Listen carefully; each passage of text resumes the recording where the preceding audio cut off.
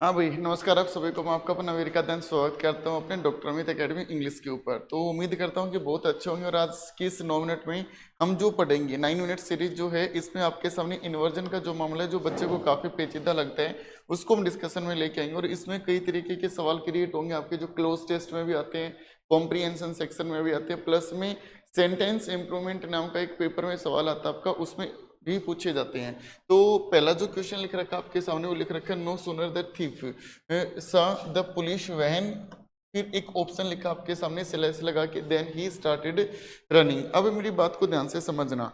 जब स्टार्टिंग में English language में लिखी हो एडवर्ब, कभी भी यदि आपके सामने इंग्लिश लैंग्वेज में आपके सामने एडवर्ब लिखी होगी ना, तो उसमें जो बनेगा वो बनेगा इनवर्जन। ठीक है, स्टार्टिंग में जो लिखी होगी वो लिखी होगी एडवर्ब, तो उसमें जो बनेगा वो बनेगा इन्वर्जन। अब मेन बात है, सर ये इन्वर्जन होता क्या है? काफी बुक्स में भी आपको पेचीदा तरीके से दिया गया है। इसमें इतना ध्यान रखना, किसी भी सेंटेंस में सब्जेक्ट के पहले हेल्पिंग वर्ब का यूज करते हैं, लेकिन लास्ट में यूज नहीं करेंगे किसका? क्वेश्चन मार्क का, क्योंकि क्वेश्चन मार्क लगा दिया तो इंटेरोगेटिव सेंटेंस हो गया वो। ठीक है, तो इतना याद रखना, किसी भी सेंटेंस में सब्जेक्ट के पहले हेल्पिंग वर्ब, लेकिन लास्ट में यूज नहीं करेंगे किसका? क्वेश्चन मार्क का। यानी स्टार्टिंग में जो लिख के मिलेगी ना, वो लिख के मिलेगी एडवर्ब। एडवर्ब कोई भी हो सकती है नेगेटिव आपकी। उसके बाद में क्या लिखा मिलेगा आपके सामने? हेल्पिंग वर्ब, सब्जेक्ट प्लस में मेन वर्ब, और उसके बाद में जो भी होगा आपका वो हम लिख देंगे, इसमें कोई दिक्कत नहीं है यहाँ पर। ठीक है, अब एडवर्ब आपके सामने कोई भी हो सकती है। जैसे एडवर्ब की मैं बात करूँ आपके सामने, हो सकता है आपके सामने हार्डली लिखा मिले। ठीक है, हार्डली नहीं तो हो सकता है आपके सामने रेयरली लिखा मिले। रेयरली नहीं तो हो सकता है आपके सामने स्कार्सली लिखा मिले। ऐसे वर्ड जो है नेगेटिव है, इनमें से कोई भी हो सकते हैं। और इनके जब पेयर की बात आई, तो इनका पेयर जो बनेगा ना, वो हमेशा किससे बनेगा आपका? इनका पेयर जो बनेगा वो किससे बनेगा आपका? वैन से बनेगा। ठीक है, हम कभी भी यूज नहीं करेंगे किसका? कॉमे का। तो यूज किसका करोगे मेरे भाई?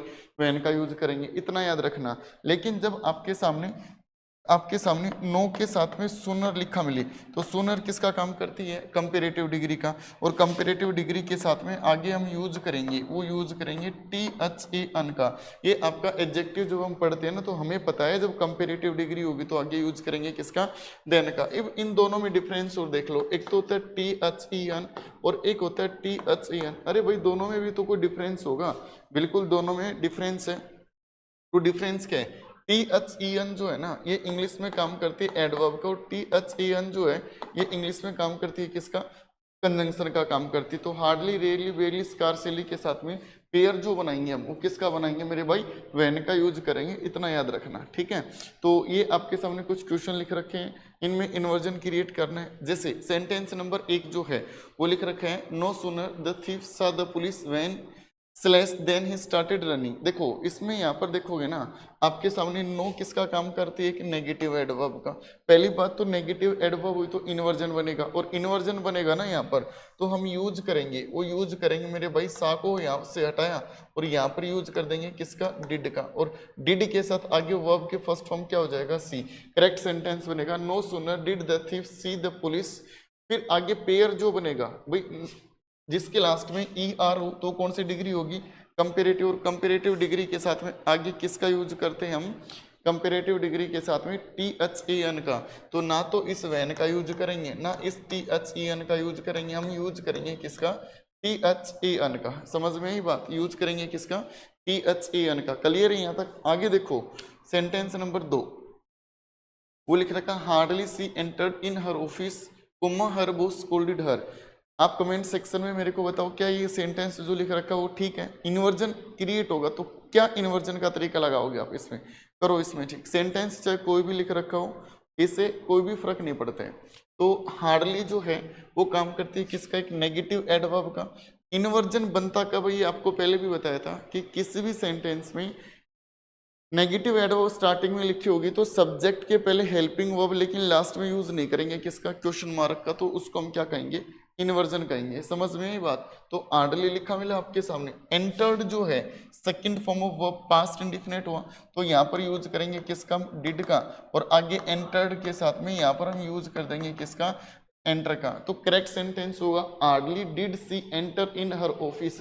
हार्डली लिखा मिला, तो यहाँ पर हमें किसकी जरूरत नहीं है, इस कोमे की कोई भी जरूरत नहीं है, इसकी जगह किसका यूज कर देंगे, वैन का यूज कर देंगे। पेपर में चाहे इसको एरर में पूछे चाहे सेंटेंस इंप्रूवमेंट में पूछे, क्या कोई फर्क पड़ेगा, कोई भी फर्क नहीं पड़ेगा। ठीक है, अगला जो क्वेश्चन आपके सामने क्वेश्चन नंबर 3, इसको ठीक करो आप, और ठीक करके कमेंट में बता दो कि सर ये आएगा। आपके पास सिर्फ 10 सेकेंड्स का टाइम है, पढ़ें और ठीक करें आप इसको।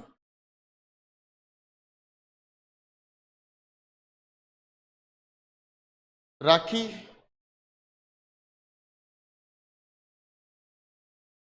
ये राखी नहीं आना चाहिए, यहाँ पर थोड़ी सी स्पेलिंग मिस्टेक हो गई है। यहाँ पर आप लिखोगे, वो लिखोगे रेयरली अंकित। ठीक है, rarely Ankit gets his salary, she goes for shopping. अब ठीक करो इसको।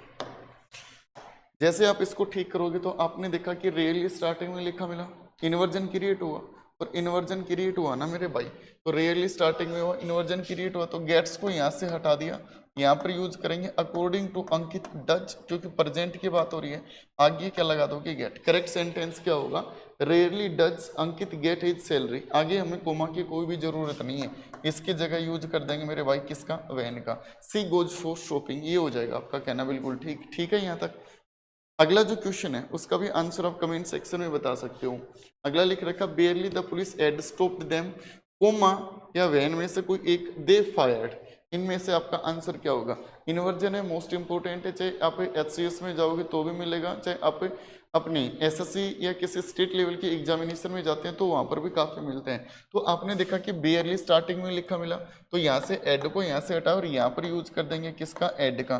तो करेक्ट सेंटेंस होगा बेयरली had the police stopped them. तो यहाँ पर कोमे की कोई भी जरूरत नहीं है, हार्डली, रेयरली, बेयरली, स्कार्सली, इनके साथ में हम यूज करेंगे किसका, वैन का। तो ये हो जाएगा आपका करेक्ट सेंटेंस। तो उम्मीद करता हूँ कि पूरा का पूरा कंसेप्ट आपको अच्छे से समझ आया होगा। एक बार फिर से रिकैप्चुलेट कर देता हूँ आपके सामने। हमारा टॉपिक कौन सा आज का, इन्वर्जन। और इन्वर्जन होता क्या है, किसी भी सेंटेंस में सब्जेक्ट के पहले हेल्पिंग वर्ब लेकिन लास्ट में यूज नहीं करेंगे किसका, क्वेश्चन मार्क का यूज नहीं करेंगे। इन्वर्जन बनता कब है, इंग्लिश में स्टार्टिंग में क्या लिखे मिलेगी, एडवर्ब। और एडवर्ब कोई भी हो सकती है, हार्डली, रेयरली, बेयरली, स्कार्सली, कोई भी हो सकती है, एडवर्ब होगी। ठीक है, आगे आप लिखोगे तो सब्जेक्ट के पहले हेल्पिंग वर्ब, मेन वर्ब, आगे जो भी होगा, हार्डली, रेयरली, बेयरली, स्कार्सली के साथ पेयर जो बनेगा ना आगे कंजंक्शन में, वो कोमे का नहीं बनता है, वो बनेगा किसका, वैन का। कहना बिल्कुल ठीक रहेगा। ठीक है, यहाँ तक। आगे देखो, नो सूनर, क्या लिख रखा है आपके सामने, no sooner, no negative adverb हुई। सूनर कौन सी डिग्री है, कंपेरेटिव डिग्री। और कंपेरेटिव डिग्री के लिए तो हमने आगे यूज कर दिया किसका, THEN का। THEN यूज नहीं करेंगे, ध्यान रखना। THEN एडवर्ब का काम करता है और THEN किसका काम करेगा, कंजंक्शन का। पेयर बनेगा किसका, नो सूनर के साथ में देन का पेयर बन गया। तो उम्मीद करता हूं कि अच्छे से वीडियो समझ में आई होगी। अगला जो टॉपिक आपको जो चाहिए वो कमेंट सेक्शन में बता सकते हो। थैंक यू एवरीवन अपनी क्लास को अटेंड करने के लिए, और वीडियो को लाइक जरूर कर देना। पहली बार विजिट कर रहे हो तो चैनल को सब्सक्राइब जरूर कर देना। Thank you everyone.